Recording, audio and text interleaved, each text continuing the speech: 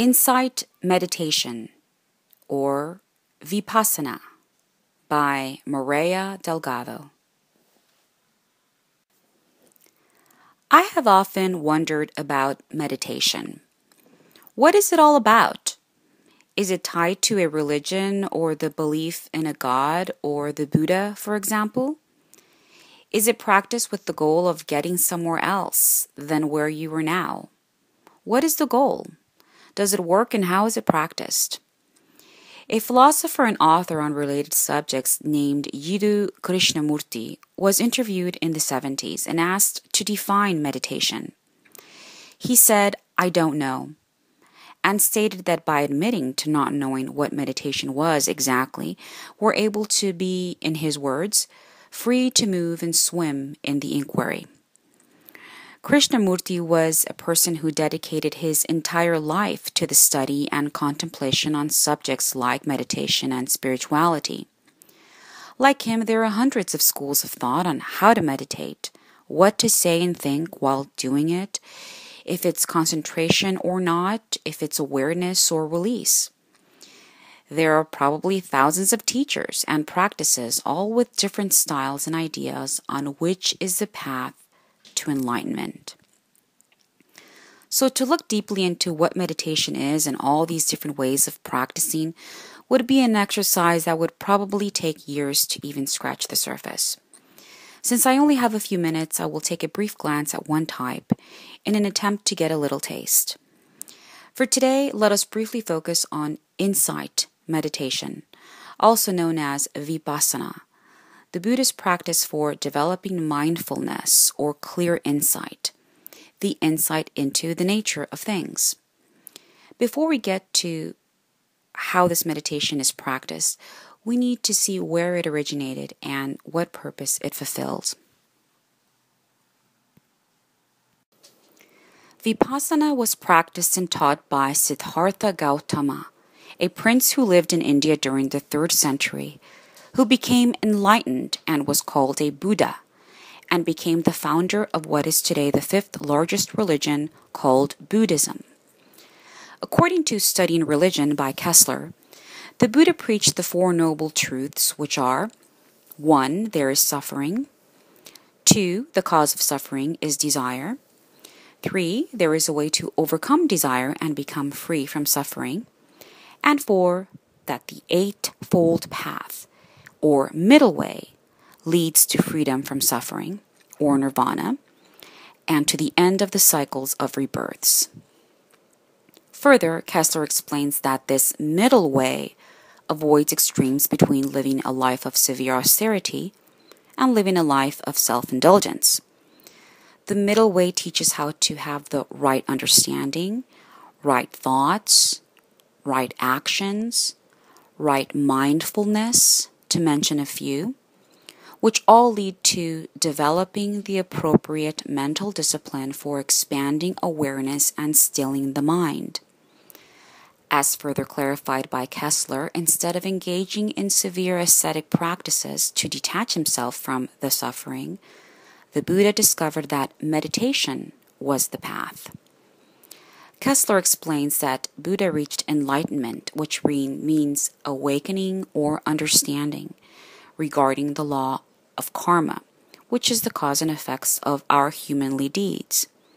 During his enlightenment, he passed 8 stages of transic insight and ultimately reached perfection and a full understanding of all things.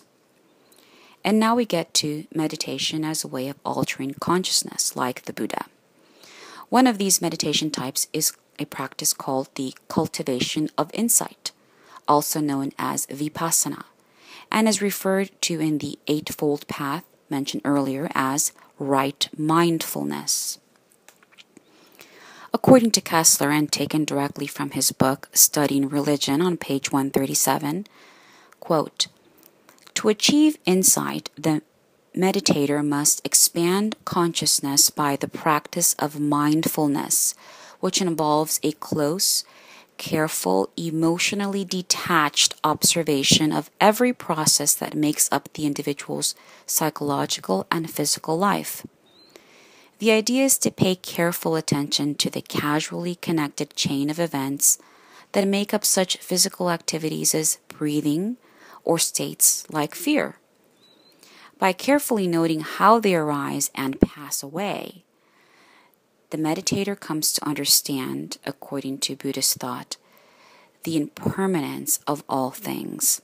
End quote. After this brief review of what insight meditation is and its origins, let us go through a brief introduction of how to practice. I personally have never meditated, but I shall provide a sample of how a guide would possibly help you try and achieve a mindful meditation session. I reviewed a few videos online and now I will read through a sample. You're encouraged to close your eyes and listen. In advance, I apologize if my voice is not as soft or soothing as an experienced guide's would be, and please note that the sample is substantially quicker than a real session.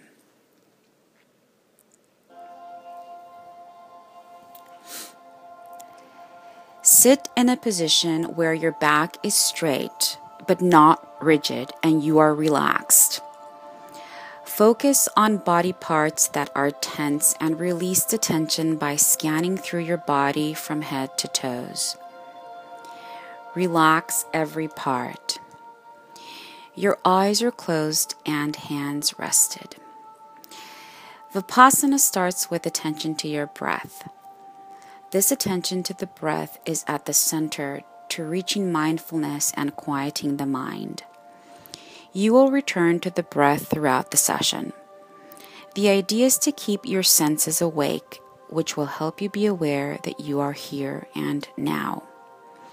While breathing, you will take full breaths and slowly exhale, but keeping the breath natural. The awareness of the breath can be as it fills your lungs, or leaves your nostrils, or hits your upper lip. The idea is to bring attention to the sensation of breathing. So there is no right way, just relaxed, and to experience the breath and the changing sensations while you breathe. During the session, your mind will drift to thoughts, and you should not clear them. Instead, recognize them. Don't judge them. But then let them pass and return to the present moment in the breath.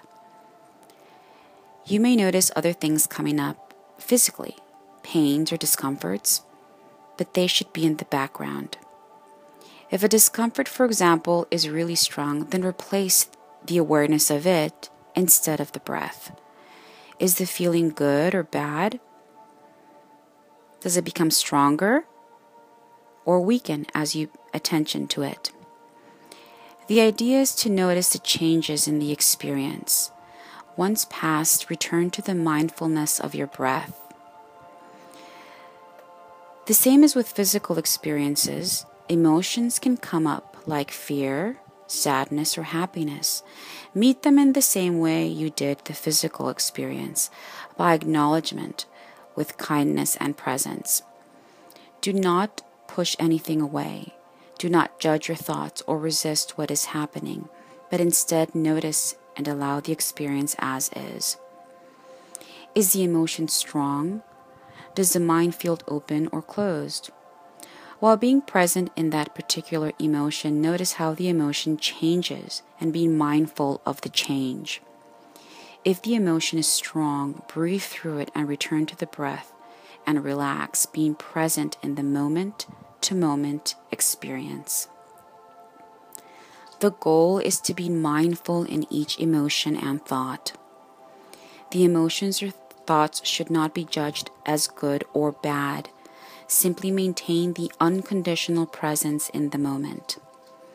The goal is that the awareness and awakened state reveals the nature of what is reality. When the mind is not focused on emotions, thoughts, or distractions, the next part is to start and explore and not control anything at all. The senses will open to listening and experiencing the entire moment. When an experience again calls your attention, allow it to be in your present as it is. Allow it in an awake and open awareness. End.